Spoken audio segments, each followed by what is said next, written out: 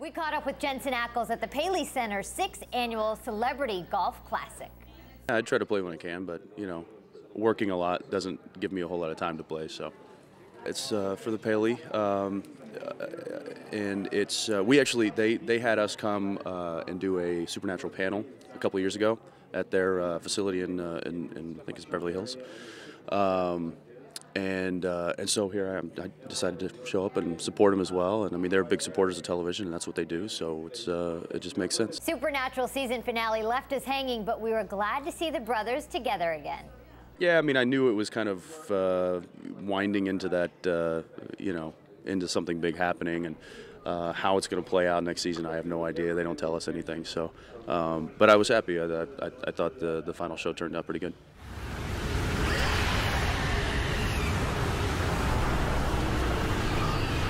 Let's go.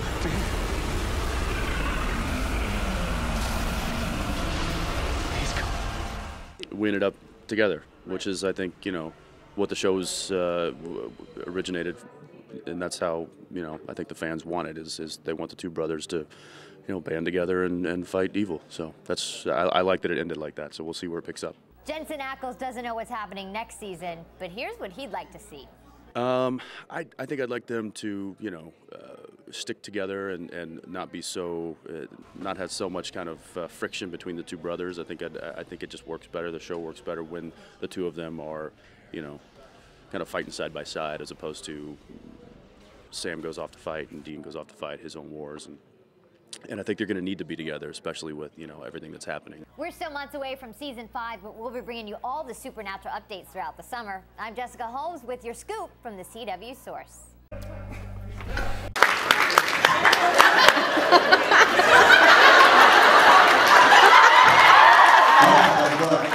Hey, let's get Jensen in here, Jensen!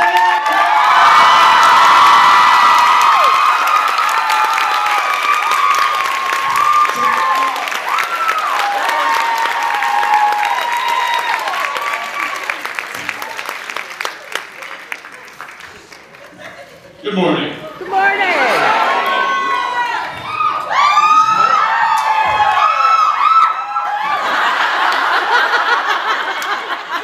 Just go straight to the mics, like, okay, this is mine. Jen, you stay right. Jensen. Welcome to Vancouver, guys. Welcome to Supernatural. That's a good boy. Hi. You see, like, fresh faces. What do you think, Jim?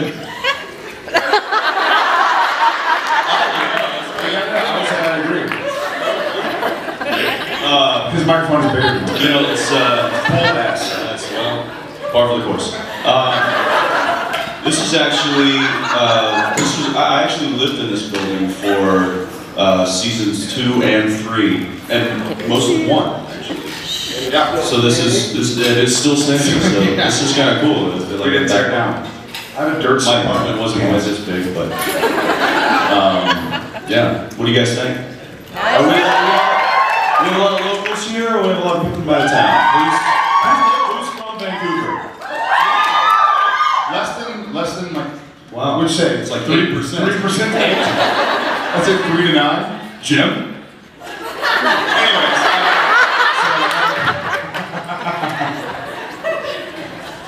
Seriously, Jim? No, anyway. Hello, idiots.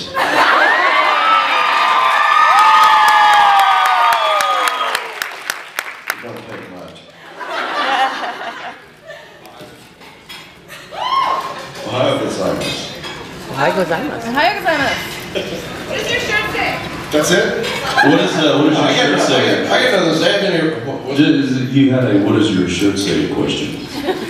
It's Greek to me. Is that in Spanish or something?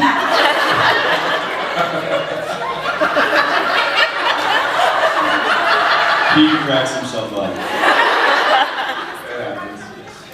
Now we have like 4 people with 2. All right, ladies and gentlemen, cameras off and down, please. Now the real fun happens.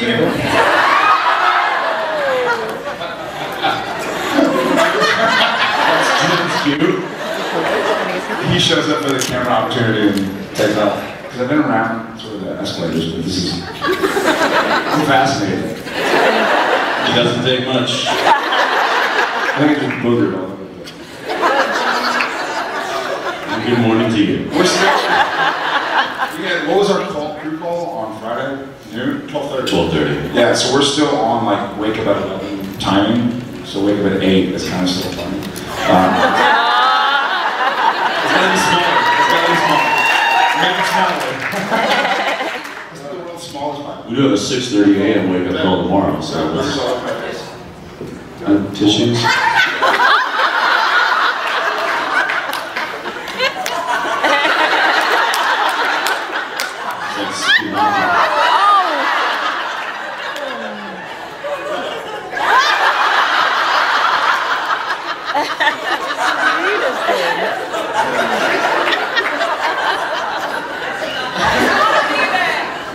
I feel like I'm in silent films. Waiting for the gong to hit.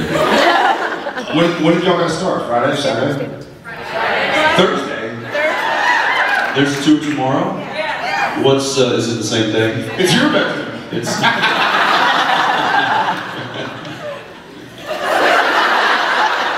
It's our living quarters. Very cool.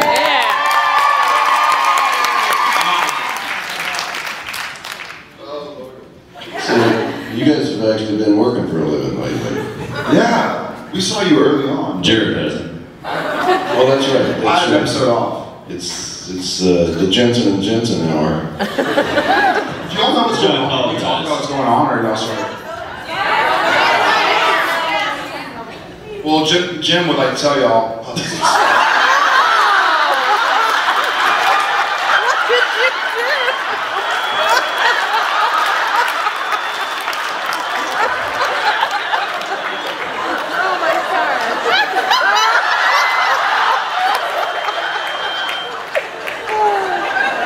We can never take you anywhere nice. I found out I was like drinking the coffee and smelling mint. That sounds so... You know, you don't really, you don't have to have a lid on your coffee. You're going to trust him without it? Poor amount. Among other things. Obviously. Alright, let's get so...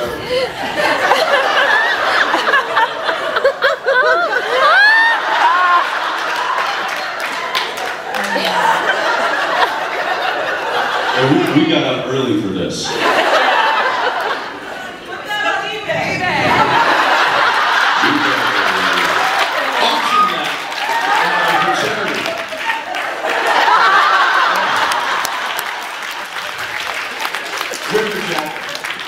We're at eBay. Who will give me $500? Put that mess to charity. Oh my gosh. So when y'all guys get out, y'all been for a while. 6:30. So the fact that our eyes aren't opening doesn't kind of appeal to you. You're like, whatever, we've been up for 3 hours. Y'all all playing little miniature restaurants. This is still yesterday for some of these people. Yeah. Because I saw them here last, well, I sort of saw them last night.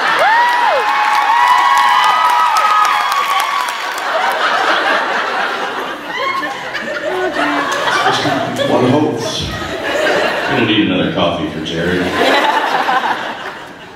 She got a lid. It smells like spearmint. Take the lid off.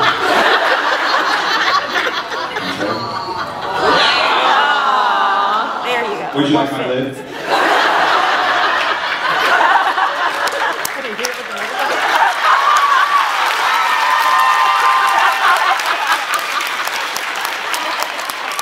Hey, look at this so much work. It's the thought that counts, guys.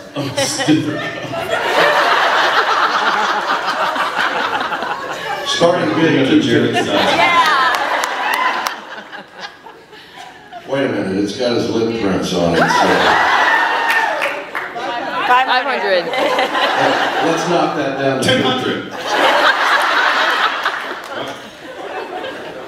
1000, huh? Too early. It's still. That breakfast bar looks wonderful. keep staring at. No, I'm fine. You guys had gotten here this morning. Yeah, because that was my fault. I'm gonna write a book. Waiting on Jared. I joked that because he lived here for 3 seasons, I was like, oh, I've spent a lot of time here waiting for Jensen, and now he got to wait for me. Cliff, did he wait for me here? Yeah, where are you going? Get your ass back here.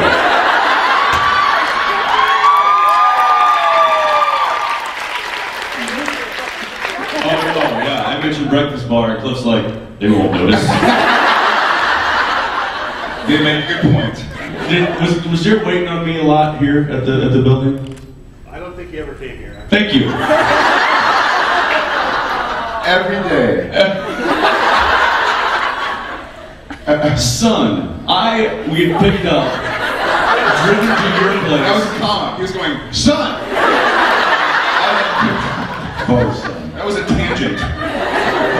Oh, yeah. Okay, Cliff, you can go eat. Breakfast away. I want feedback. I want to know what's good over there.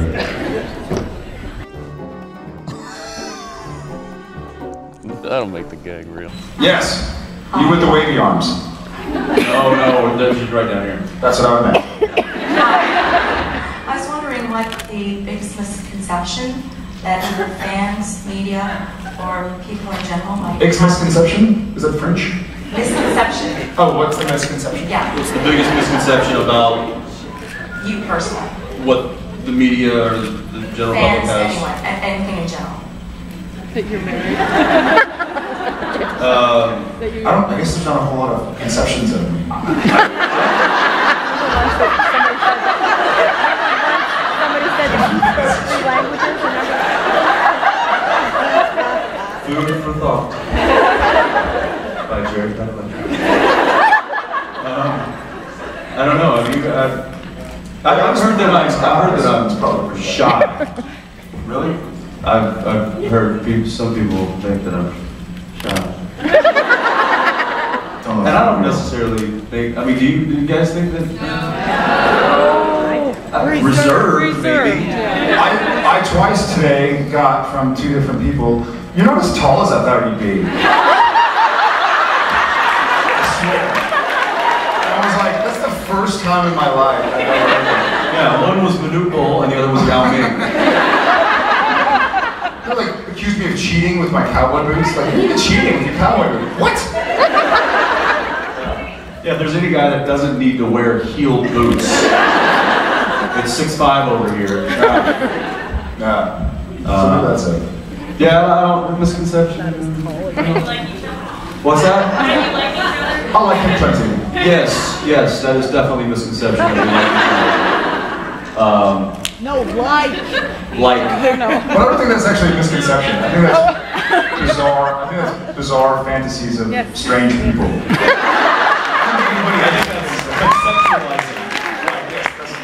It's an initial conception. You okay? He was so mean to you. Oh my god. Oh my god.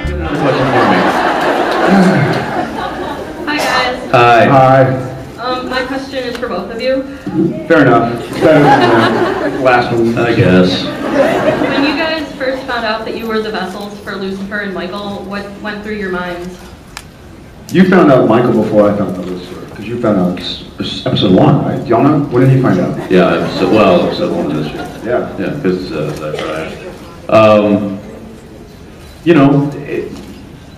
Cool.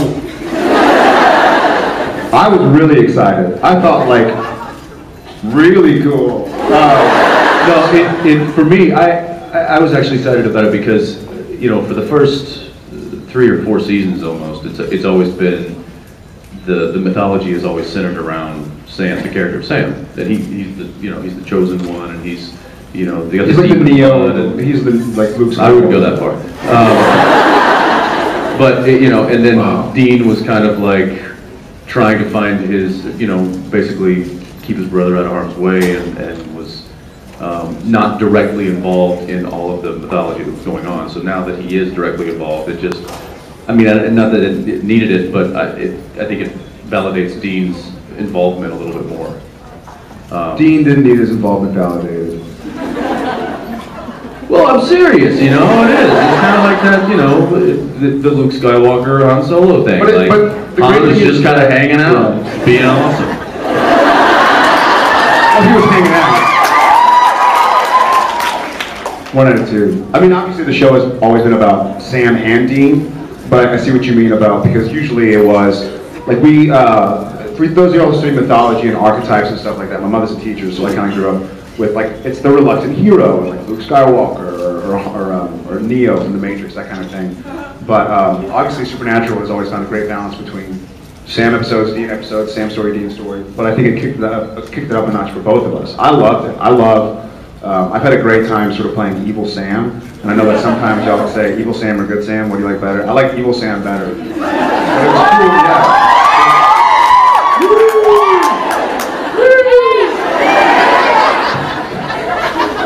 So it was fun, but it was also interesting to play, for me to take it a step further and talk about actually being able to play Lucifer, because you haven't had a chance to play Michael yet. So to play Lucifer was interesting because you always hear the devil, you know, the devil is like a vice. It's like greed. The devil's not going to be the guy going like, come to my side. He's going to be the guy with the biggest smile. Now see, I would have done that. Do that as Michael. Lucifer. No, I'm just going to totally rip off John Travolta. Like Battlefield Earth? Yeah. Yeah, no, not Battlefield Earth. I get so nervous. So I loved it. I thought it was a great way to kick up the story. Granted, if you would have told me during the pilot or like during Wendigo, like, oh yeah, you're gonna be Lucifer in like 4.5 years. I'm like, what? Bold. But they keep us guessing. Anyway, my question is, we know that Jared has given you, Jensen, a lot of very nice gifts over the past few years. A watch and a camera and a Game Boy is what we've heard about. Can you verify this, or is this just things we've heard? A watch, yes. Okay. He's also given me a very nice watch. Oh, okay. What else? What other gifts have you guys exchanged? I'm curious. Usually birthday gifts. But I mean, like what birthday gifts? What presents? You want like details? A nice lacy negligee. A gift certificate to the Sizzler. Love Sizzler. Actually, they're really cool. He and I are both kind of fans of wine. Sort of study wine. And it's made, yeah, it's wonderful. It's just it's very interesting. Not like woo, wine, that. It makes you think, and it kind of makes you appreciate the land it comes from and the tradition and the family that makes it. And there's a cool thing that's made by Skybar that will hold wine fresh for 10 days. So instead of opening a bottle and going like, well, I guess I gotta finish it because otherwise it'll go sour, you can now stick it in and it has an automatic dispenser, and that was from me.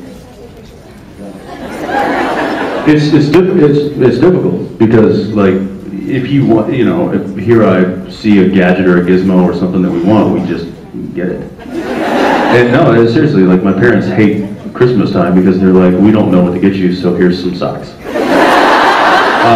And it's, you know, it's not their fault. It's because, like, you know, if I want to get something, I'll just go out and buy it. So meanwhile, he's like, yeah, socks. Yeah. I've got holes in mine.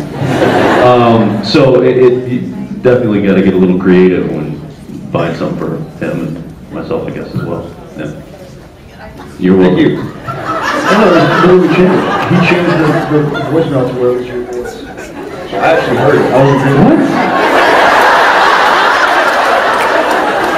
He left me a message saying like, hey Sam, I think I forgave you or something. But then when I listened to it, I was like, Sam, you suck.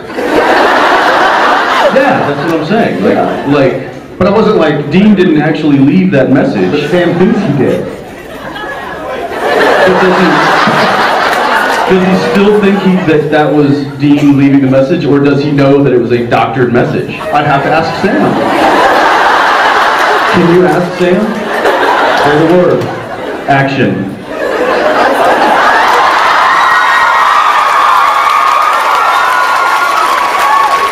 Cut. Yeah.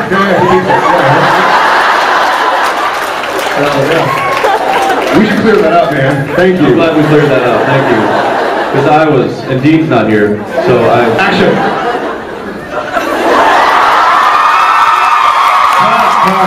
Cut. Yeah, no, he's good.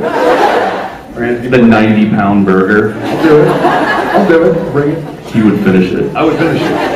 90 pounds is big. Bro. It's so great, like, you know, whenever if we ever eat together and I'm eating, it's, oh, I'm stuffed.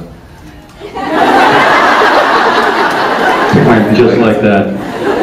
It's kind of embarrassing though, because every now and again, I'll get plates from the rest of the table, 3 or 4, but not have the opportunity to like give my empty plates back yet. So then the waitress or waiter will walk by and be like, I'm hungry. He's just taking plates and just dumping them on us. Flop it. Yeah. Hi. Hi. Okay, don't laugh, but I wrote it down.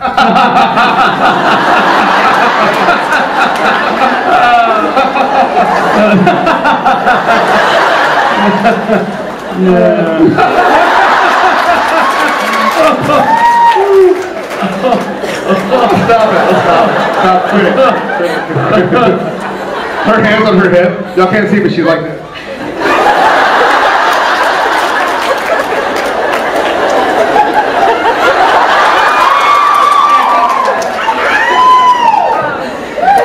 Anywho.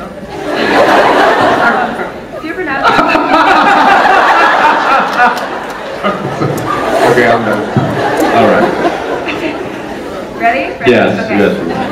Supernatural is one of those few shows where there's multiple actors often playing the same character. Like Katie and Genevieve playing like Ruby and what, 3 Me people and playing Alistair, Nikki Acox even Chad Everett. Rachel Miner playing Meg. Yeah, lots of people.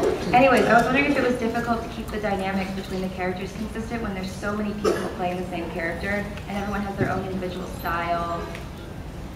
Yeah, you get it, right? Yeah. That's actually, yeah. It's not a funny question. I thought it was gonna be like, who farts louder?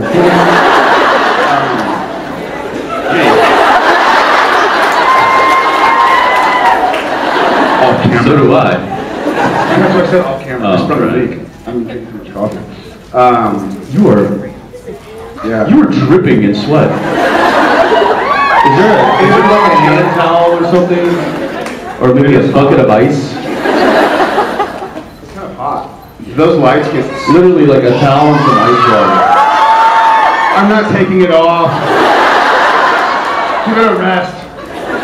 There was, I'll tell you a funny story real quick. We were doing a scene just recently, and he sweats profusely, and during a scene, if the scene's quite long, he'll spring a leak in the beginning of the scene, and even though he's like powdered and stuff before the scene, a few lines into it, all of a sudden he's like dripping, and it's always right here on him. So this one time it was like, I don't know whether to feel comforted that you see my sweat. Come on, man! It's like, and so I just grabbed the towel from the makeup artist, and I was like, just let me hang on to it. And so literally, like in between our lines, I would be like, pause, continue, like 2 or 3 times in the scene. He's just like, once I start to sweat, it kind of goes. I like playing non-sweaty scenes. Answer that question. I like playing the drama. I don't like playing the comedy. Really? I get nervous. It's kind of creating airflow. It's actually working better because it's getting cotton away from me. Drama. The action's fun. I like the drama. I like the dramatic stuff. I like the stuff between the brothers. That's why I signed on in the first place. I would say that I like the comedy stuff. Also, the drama stuff's good. It's harder than the other stuff. The action scene, I'm like, an emotional scene, give me an action scene any day of the week. I'd rather be sore than like emotionally drained. You know what I mean? Just have to cry all day. It's just tough, yeah. Because well, that's the thing, your body doesn't know the difference. Your body thinks that you're really like hurting and sobbing. And like if you've ever had one of those days where you're like, having a really bad week or a really bad day and you have to cry and you're, at the end of the day, your body's just like you're exhausted, that's how you feel. And there are actually studies, and not being like, there are actually medical studies about people, they do studies and they have people hold a pencil like this. And then they have them hold something else where they were like always, anyways, they had them hold something where they were smiling for 10 minutes or when they were frowning for 10 minutes. And they took the zones or whatever readings, and people that were smiling for 10 minutes, whether they were happy or sad, just literally, they say like, smile, you'll feel better. It's true. It releases things to make you happy. It releases serotonin. So endorphins. So vice versa, frowning all day, the happiest person you know usually isn't the one going like, crying. It makes you sad. It kind of does put a damper on your night, your day, but Did you just completely destroy your question? So I apologize for that. Sorry. Thank you. All right. Hi. What's happening? Don't mind him. Thank you. Yes. Also, just kind of touching on a specific moment. There was a moment that when Kim and I were working together, and he was directing. It was All Hell Breaks Loose Part 2, and it was when Sam was lying dead on the bed, and that scene of Dean talking to Sam was, I knew it was going to be really tough. So I went and I met with Kim about it, and he said, he was so good through that whole scene. He blocked off the set. So there was, normally we've got 30 guys staring at us, grips and electrics and camera guys and sound guys and, like eating chips and yeah, they're all like right there. So Kim cleared all of those guys out, literally put like a black tarp around the set, and then just a camera dark in the corner to where I couldn't even notice it, and just let me play the scene by myself with him. And I just remember being so proud of the way that turned out, and I was like, wow, he's such a great director. So, yeah, there's a moment here.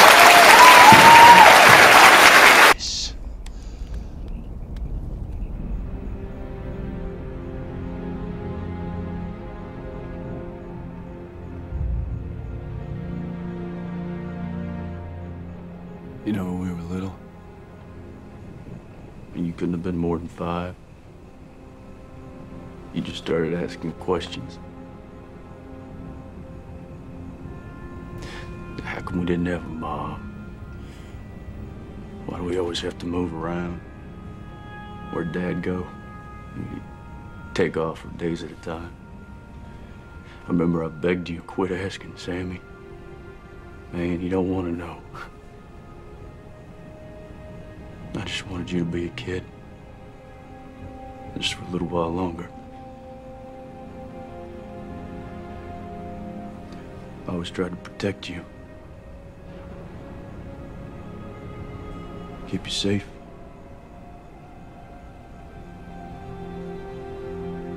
Dad didn't even have to tell me. It was just always my responsibility, It's like I had one job. I had one job. And I screwed it up.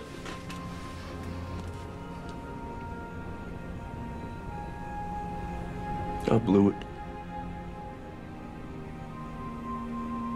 And for that, I'm sorry.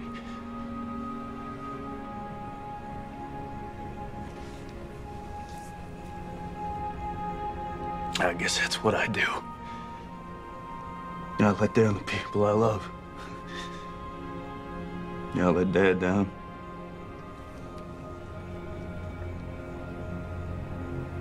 And now I guess I'm just supposed to let you down too.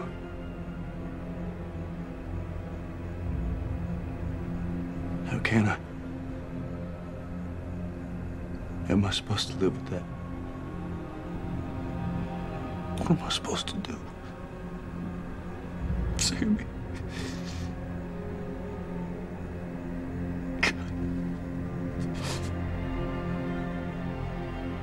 What am I supposed to do?